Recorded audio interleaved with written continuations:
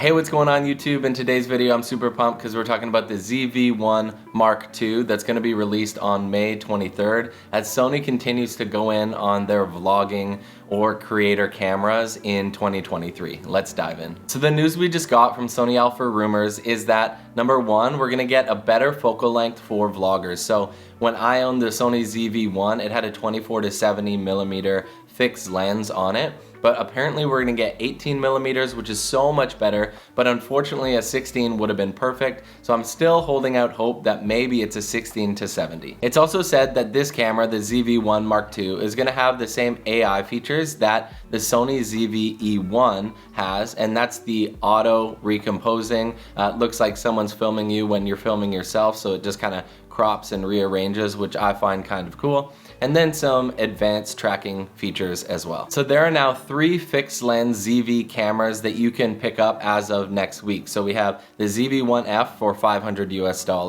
That camera is fine. We have the Sony ZV-1, which is dated but still pretty good in 2023. That's around $700.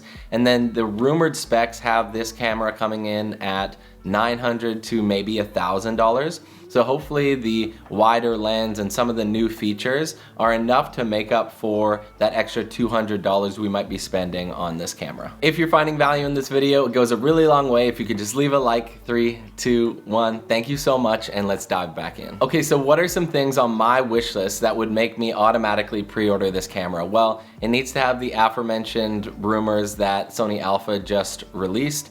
Also, I'd love to see, like mentioned, a 16 millimeter instead of an 18 starting focal length, because as soon as you turn on any type of stabilization, you're gonna see that crop in. I would love to see 10-bit put on the ZV-1 Mark II. It doesn't need to be 422, even 420 is good enough, and I'd be happy even up to 4K 30 with this 420 10-bit color. One thing I really struggled with was filters on my Sony ZV-1 when I wanted to. I don't expect this to have built-in ND filters, that won't happen, but all I want is on that lens, if it has like a filter thread, so I could put some bloom filters or ND filters on this. A variable ND would go a really long way on this camera. Slow and quick mode would be really cool too. If you could get time lapses directly out of this camera and you don't have to do any post-processing, I think that would be really amazing in terms of just like quickly putting together a video vlog of the day. Ergonomically, the camera doesn't need to change in order to put in S&Q dial. If I have to go to the menu and do it, that's completely fine,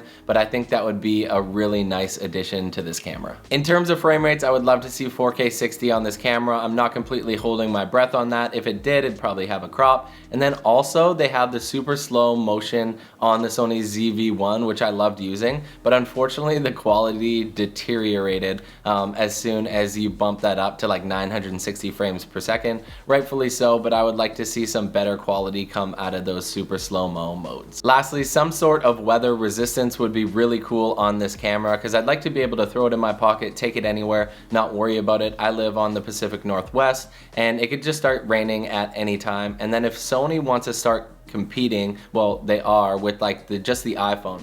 If I bring my iPhone outside, I can drop it in a puddle. I could have it in a rainstorm. I'm not worried about it. I think that their budget line creator cameras could definitely offer some better weather resistance. That's all I got for you today. I'm super excited for this camera. I hope you are too. We'll talk very soon. Matty out. Peace.